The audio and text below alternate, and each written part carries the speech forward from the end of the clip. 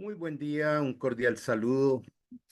Continuamos con nuestros tiempos de desarrollo y madurez espiritual y qué bueno siempre comprender que nada ocurre si nosotros no entramos en la presencia de Dios. Y entramos allí primero cuando hemos nacido de nuevo, hemos recibido al Espíritu Santo y segundo cuando entramos en oración eficaz.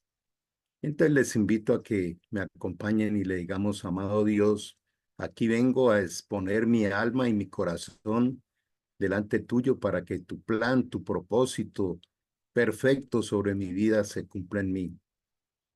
Ayúdanos, Señor, porque seguimos fallando, pecando, siendo imperfectos, asustadizos, pero tú has prometido, Señor, cumplir tu obra en nosotros y por eso te damos gracias por poder tener el honor inmerecido de poder hablarte, de poder relacionarnos contigo y de poder dejar que nos impactes con tu Santo Espíritu. Te entregamos pues este tiempo pidiéndote una bendición para cada persona, familia, ciudad, país, de los que se unen a este tiempo, ya sea presencial o virtual, eh, para recibir, Señor, lo que tú has diseñado para nosotros. Dándote gracias en el nombre de Cristo Jesús. Amén. Bueno, vamos a entrar a nuestro tema de hoy. Eh, Estamos revisando un poco qué es todo lo que la paternidad de Dios nos entrega. Bueno, queremos recordar que somos el Ministerio Restauración Ágape Internacional. Ágape quiere decir con el amor de Dios, o sea, restaurados con el amor de Dios. Y hacemos parte de los centros de formación y liderazgos en FOL en el mundo. En nuestra clase número 4, y recordando que todo esto está en nuestro canal en YouTube, vamos a mirar este tema de cómo el Espíritu Santo nos impacta y cómo no solo el impacto del Espíritu Santo es el único tipo de impacto espiritual que existe. Entonces vamos a desarrollar nuestro tema a partir de 1 Corintios 6:17, donde hay una enseñanza muy profunda. Dice que cuando nos unimos al Señor, nos unimos a Jesús, nos convertimos en un solo espíritu con Él. Y esto ocurre en el nuevo nacimiento. Ustedes demostrarán que me aman si cumplen mis mandamientos. Solamente con esta expresión ya tenemos bastante trabajo. Y sería preguntarnos, ¿de verdad amamos a Dios? ¿O es una expresión más bien religiosa, de costumbre, de tradición? Aquí dice bien claro quién es el que ama a Dios, el que practica sus mandamientos. Y la práctica de los mandamientos de Dios no son por un esfuerzo humano, por fuerza o voluntad, porque sería imposible. Es por la capacidad que nos da precisamente el Espíritu Santo para poderlo hacer. Gran motivo de oración. Ahora, cumplir los mandamientos de Dios no es una obligación, no es una esclavitud, un aburrimiento, es un deleite. Es un deleite porque nos protegen, porque nos dan una sabiduría no humana, porque nos llevan por el camino correcto para obtener también esas metas que deseamos. Y aquí hay una tremenda promesa, dice, y yo le pediré a Dios el Padre que les envíe al Espíritu Santo para que siempre los ayude y siempre esté con ustedes. Nacemos de nuevo, recibimos la capacidad del Espíritu Santo para practicar con deleite los mandamientos y nos es entregado el Espíritu Santo para poder desarrollarlo. Qué promesa tan increíble. Entonces, cada uno de nosotros tendríamos cómo relatar cuál fue el impacto del Espíritu Santo en nosotros, cómo fue esa transformación. No teníamos al Espíritu de Dios. ¿Qué ocurrió cuando el Espíritu de Dios entró dentro nuestro?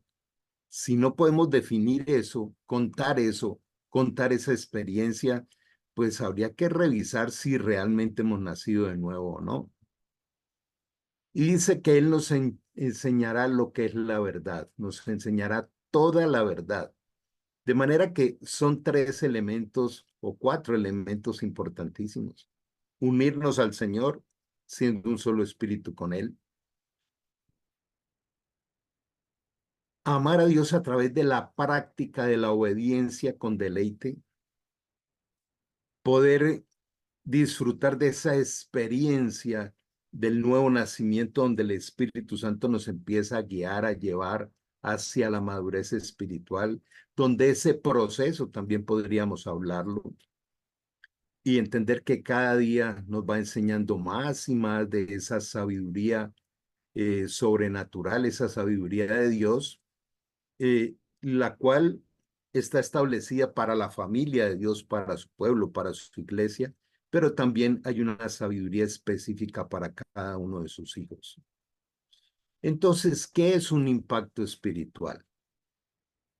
Vamos a mirar cómo nos lo relata aquí la palabra, donde dice que el Espíritu de Dios, quien levantó a Jesús de los muertos, vive en ustedes. Le habla a los que ya somos hijos de Dios.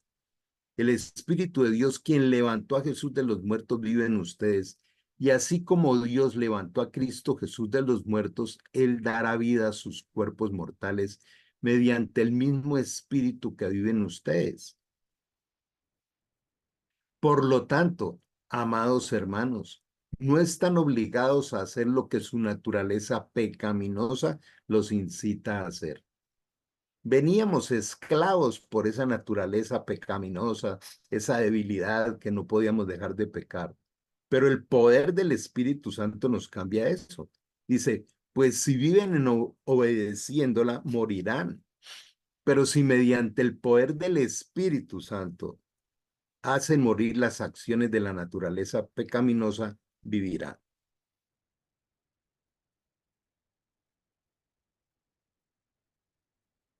Pues todos los que son guiados por el Espíritu de Dios, estos son los hijos de Dios. Todos los días nosotros debiéramos revisar esta parte. Está en Romanos 8. Y dice aquí unos cuatro núcleos poderosos de la palabra de Dios, de la verdad de Dios, del Espíritu de Dios sobre nosotros. Primero, el Espíritu que Dios quiere que recibamos es el mismo que resucitó a Jesús de los muertos. Y hay mucho más del poder del Espíritu. Lo segundo es que nos liberta, como dicen muchos pasajes, como Primera de Corintios, como Colosenses 1:13, donde dice que nos liberta del poder de las tinieblas, de la naturaleza de tendencia al pecado. Nos hace libres de eso. Ya esa naturaleza no tiene poder sobre nosotros a no ser que se lo demos. Ahora, mediante el poder del Espíritu Santo podemos hacer morir las tentaciones, los malos hábitos, las malas conductas y así podemos experimentar la vida que nos trajo Jesús. Yo he venido para darles vida y vida en abundancia, dice el Señor. Y el último es un indicador diario. Si yo soy un hijo de Dios, debo ver cómo el Espíritu Santo me va guiando diariamente. Un ejercicio muy lindo que se puede hacer 10 minutos antes de almorzar, cómo me guió el Espíritu Santo en la mañana y antes de acostarme, cómo me ha guiado en la tarde. Entonces, ¿qué es un impacto espiritual? Veamos uno de los impactos increíbles que está en Hechos 9, donde Saulo de Tarso, que era un alto militar greco-romano, respirando amenazas de muerte hacia los seguidores de Jesús, los perseguía con autoridad militar, gubernamental y sacerdotal. Era un asesino con sevicia de cristianos. Cuando él se iba acercando a Damasco para cumplir esa misión y con todos estos permisos que tenía, una luz del cielo de repente brilló alrededor de él. Saulo cayó al suelo y oyó una voz que le decía: Saulo, Saulo, ¿por qué me persigues? Si recordamos, Moisés, asesino de un egipcio que había huido de la tierra de Madián, que estaba por ahí escondido, que se había casado con una mujer africana, de pronto también vio un brillo y ese brillo se fue convirtiendo en en un fuego, en una zarza ardiente. Entonces, son manifestaciones del poder del Espíritu Santo cuando quiere entrar en nosotros. Dice aquí que esa voz del cielo que dice: Saulo, Saulo, ¿por qué me persigues? Los compañeros de Saulo la escuchaban y no veían a nadie y huyeron asustados. Y Saulo responde con las dos preguntas que nosotros debiéramos responder. ¿Quién eres, Señor? ¿Qué quieres que haga? En esa época, decirle Señor a alguien es decirle: me venciste, eres mi dueño, aquí estoy para ti. Entonces fue tal el poder del Espíritu Santo que a este gran asesino de cristianos lo, lo derriba, que él termina diciéndole: Señor, ¿quién eres? ¿Qué quieres que haga? Él se levanta ciego y lo llevan a una ciudad ahí cercana porque Dios le dice eso. Y le contesta: yo soy Jesús a quien tú persigues. Contestó la voz: ahora levántate, entra en la ciudad y se te dirá lo que debes hacer. Saulo se dio cuenta que había quedado ciego. Entonces, más adelante, en todo este capítulo de Hechos 9, aquí resumido, Dios se le aparece a Ananías y lo envía. Y Ananías va con mucho temor porque sabía que era un asesino. Pero Ananías obedeció y también fue en el Espíritu. Y encontró a Saulo, le puso sus manos sobre él y le dijo: hermano Saulo. Me llama poderosamente la atención que le llame hermano. Sabía que ya lo había convertido el Señor. Hermano Saulo, el Señor Jesús, quien se te apareció en el camino, me ha enviado para que recobres la vista y seas lleno del Espíritu Santo. En el momento en que Saulo de Tarso es lleno del Espíritu Santo, es convertido en San Pablo y pasa a ser el apóstol más trascendente del Nuevo Testamento. Entonces, esto es lo que estos son los milagros que Dios hace con cada persona. Ese es el impacto del Espíritu. Al instante, algo como escamas cayó de los ojos de Saulo y recobró la vista. Luego se levantó y fue bautizado. Después comió algo y recuperó las fuerzas. Y comienza su ministerio. Pero hay un impacto espiritual que es maligno. Vemos cómo le trajeron un endemoniado ciego y mudo y Jesús lo sanó. Entonces hay enfermedades, ceguera, mudez y otras que son espirituales. No todas las enfermedades son por alteraciones físicas. Hay muchas personas que se le hacen todos los exámenes que quieren, no le encuentran nada.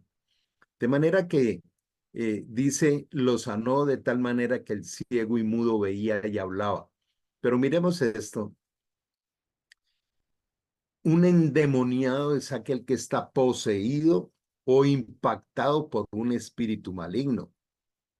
Y también vemos cómo cuando Pedro se acerca y le dice a Jesús: no vayas a la cruz, yo iré por ti, y empieza a querer eh, convencer a Jesús que no fuera a salvar toda la humanidad. Jesús se dirigió a Pedro y le dijo: aléjate de mí, Satanás. Representas una trampa peligrosa para mí. Aquí Pedro no estaba poseído, pero estaba oprimido. Son dos de los impactos que los espíritus malignos pueden hacer en una persona. Ven las cosas solamente desde el punto de vista humano, no desde el punto de vista de Dios. Aquí también nos enseña poderosamente que, como le dijo Dios al profeta Samuel, le dijo: no mires lo que miran los humanos, mira lo que mira Dios, porque Dios mira el corazón. Entonces debemos entender que hay dos maneras de visualizar la vida. Una con la guía del Espíritu Santo y otra con las costumbres que hemos traído humanamente. ¿Cuáles son esos hombres o mujeres que Dios enfoca para impactarlos con su espíritu? Dice, Dios escogió lo despreciado del mundo, lo vil de este mundo, dice en otra versión, lo que se considera como nada, lo inútil de este mundo, y lo usó para convertir eh, en nada lo que el mundo considera importante. Ejemplos como los que vimos ahora, ¿cierto? El de Saulo. Pero hagamos un breve recorrido, hay muchísimos más, pero un breve recorrido de qué hizo con cada uno. Moisés, ya lo mencionábamos, un asesino que había huido, miedoso, tartamudo, que nadie daba un peso por él, y Dios lo levantó y lo convirtió en el líder más importante de Israel, el libertador de su pueblo. Lo transformó en eso. Vemos a Jonás. Jonás, por ejemplo, también, ustedes saben que él lo envió a Nínive. Jonás era rebelde, mañoso, y luego lo convirtió en ese profeta. Jacob, que quería decir mentiroso, engañador, y también lo transformó en un tremendo líder cristiano. Zaqueo, que era un recaudador de impuestos que oprimía al pueblo, que estafaba al pueblo de Dios, también lo convirtió en un hombre honesto y especial, que fue capaz de reparar todo el daño que había hecho. Algo similar fue con Mateo, que también era recaudador. Lo convirtió en uno de los apóstoles.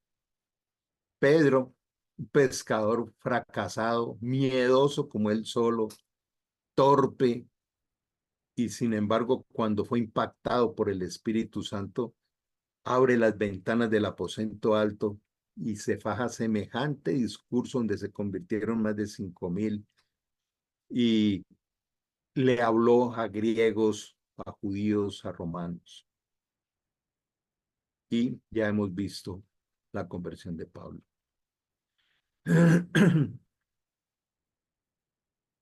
¿Cómo ha sido tu conversión? ¿Cómo ha sido tu experiencia con el Espíritu Santo? Si no has visto una transformación en tu vida, estás viviendo una religión y una tradición.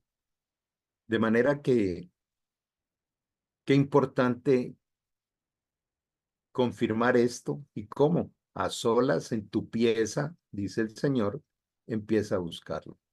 Espíritu Santo, te quiero conocer. Quiero que realmente vivas en mí. Quiero que realmente impactes mi vida y me transformes. Entonces, hablamos de la vida en el Espíritu. Nos llena la necesidad de trascendencia y de seguridad de salvación.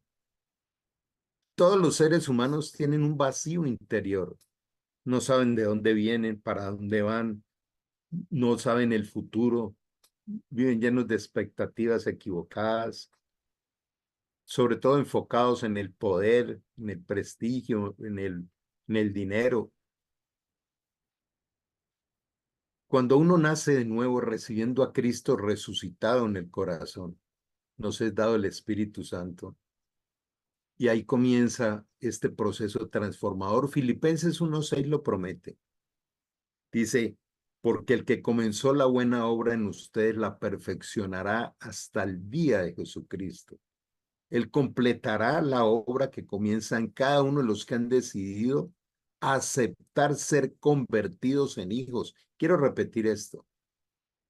Lo dice bien claro en este pasaje de Juan 1:12-13. Dice, aquellos que crean en el nombre de Jesús y lo reciban en su corazón, se les dará derecho de ser convertidos en hijos de Dios porque no eran hijos de Dios. eran hijos de los humanos. Entonces, es bien importante. Dios no obliga a nadie a ser hijo. Somos sellados con el Espíritu Santo, es un sello indeleble, es un sello eterno, un sello que dice pertenece a Jesús, pertenece al reino de los cielos. Cuando recibimos a Cristo, recibimos el sello del Espíritu. ¿Por algún momento has meditado en que tienes ese sello y qué significa y ese sello que te da? Pues el sello es otro impacto del Espíritu, porque nos da identidad. Soy un hijo de Dios, tengo la garantía del sello del Espíritu, nunca me será quitado. Hay una patria celestial, la nueva Jerusalén, donde llegaremos. Jesús dijo, en la casa de mi Padre muchas moradas hay. ¿De qué me sirve ese sello? Uno, pues es la garantía, son las arras de la entrada al cielo, pero el otro me da autoridad sobre las tinieblas. Y además de esto damos el fruto del Espíritu. El fruto del Espíritu tiene una serie de componentes. Dice, mas el fruto del Espíritu es amor, gozo, paz, paciencia, benignidad, bondad, fe, mansedumbre, templanza. Contra tales cosas no hay ley. Entonces, si de verdad hemos recibido el Espíritu Santo y como veíamos al comienzo, nunca nos será quitado, estará en nosotros para siempre, nos hizo templo del Espíritu Santo, nos hizo embajadores del reino. ¿Cuáles son las riquezas del reino? Cuando el Señor dice que no hagamos tesoros en la tierra, sino en el cielo, ¿cuáles son esos tesoros? Pues precisamente es, mi vida es una vida en el amor de Cristo. El amor de Cristo es un amor que está descrito en 1 Corintios 13. Es un amor que no exige, que no reclama, que no agrede, que no somete, que no quiere controlar. Es un amor benigno, un amor sufrido, todo lo sufre, todo lo cree, todo lo vive. Entonces es un amor sobrenatural como el de Cristo, es un amor sacrificial. Es donde uno aprende a que debe sacrificarse por el bien de los demás, negarnos a nosotros mismos, pero eso nos da una libertad única. Es una forma en que va perdiendo todo poder el ego, ya es el espíritu el que gobierna. Gozo. El gozo es producto de una relación con Dios. El gozo es un estado de alegría sobrenatural. El gozo no tiene que ver con las circunstancias. Y ese es un indicador que a mí me conmueve mucho, porque es que lo externo nos afecta muy fácilmente. Entonces, eh, el tener el gozo del espíritu, así estemos oprimidos por circunstancias en el alma. La paz, cada uno de estos aspectos del fruto del espíritu daría para todo un seminario. Pero quiero referirme en este de la paz a un pasaje muy especial que está en Isaías 26:3, donde dice, porque tú guardarás en completa paz. Dios es el que guarda en completa paz. Jesús es el que nos guarda en completa paz. Es más, Él nos dijo, la paz os dejo, mi paz os doy, yo no la doy como el mundo la da. La hemos vivido. La paz que sobrepasa todo entendimiento que dice Filipenses 4. Tú guardarás en completa paz. Por un segundo, meditemos cómo sería nuestra vida si nosotros pudiéramos vivir en completa paz. Dice, porque tú guardarás en completa paz aquel cuyo pensamiento en ti persevera porque en ti ha confiado. ¿Cómo vivir en completa paz? Cuando mi pensamiento en Dios, en Jesús, en el Espíritu, en esa Trinidad del Dios único, persevera. ¿Cómo? Esto nos da unos indicadores increíbles de vida. Cada vez que yo esté pensando algo, debo estar pensando esto lo haría Jesús, lo pensaría Jesús, está acorde a la palabra, honra a Dios, me hace bien, sirve a otros. Son indicadores bien especiales de cómo lo he compartido en otros espacios del aeropuerto cerebral. He enseñado mucho de una de las características del cerebro, que es la metacognición, o sea, la capacidad de pensar en lo que pensamos y decidir qué hacemos con esos pensamientos. Y eso tiene una base bíblica muy especial en 2 Corintios 10:5, donde dice: derriba todo pensamiento que se oponga al conocimiento del Señor y llevándolo cautivo a la obediencia a Cristo. Entonces, se refiere a eso, a vivir en paz. Entonces, la paz proviene de la administración de nuestros pensamientos, que lo podemos hacer por el poder del Espíritu Santo. Paciencia es la ciencia de la paz, la espera.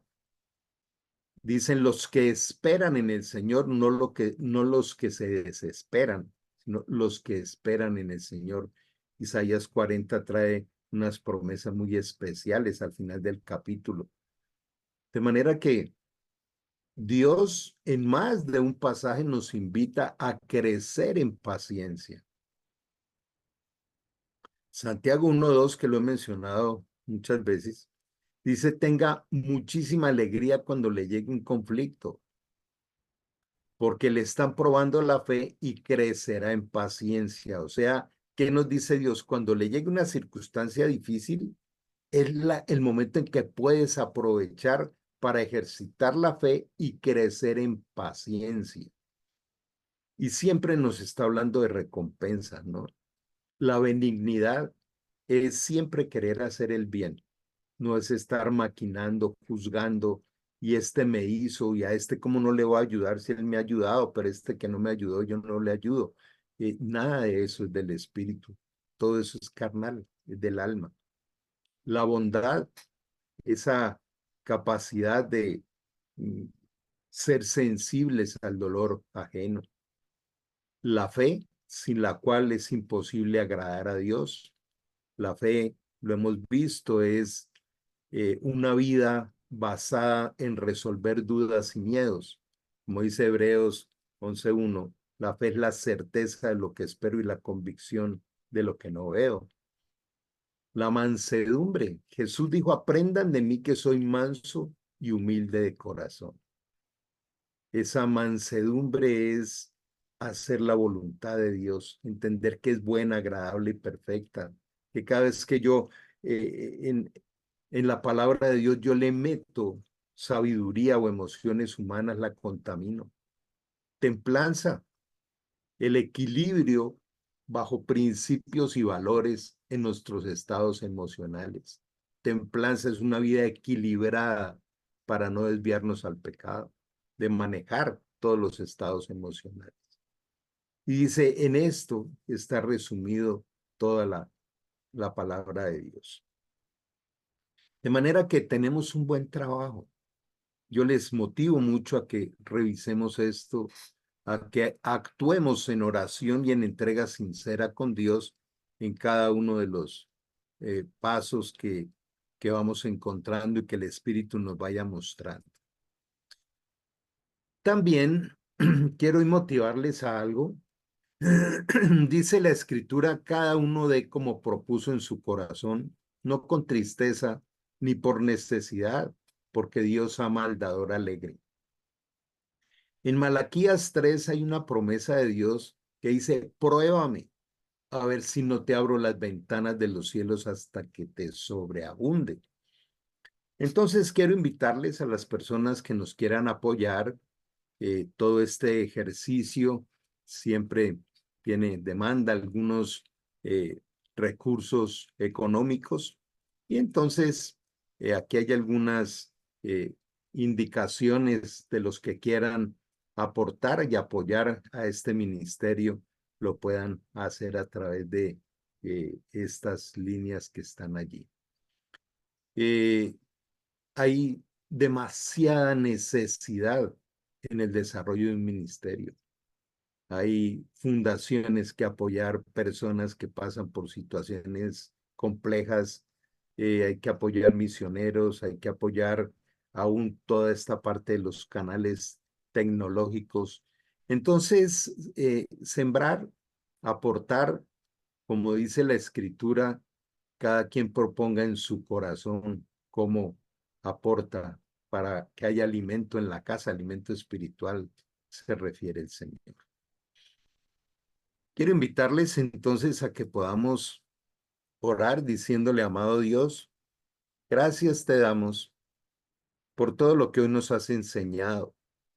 Hoy volvemos a ratificar nuestro anhelo y deseo de abrirte nuestro corazón y decirte, Señor Jesucristo, entra y sé nuestro dueño, perdona nuestros pecados, toma nuestra mano y nunca nos sueltes, muéstranos el camino, la verdad y la vida.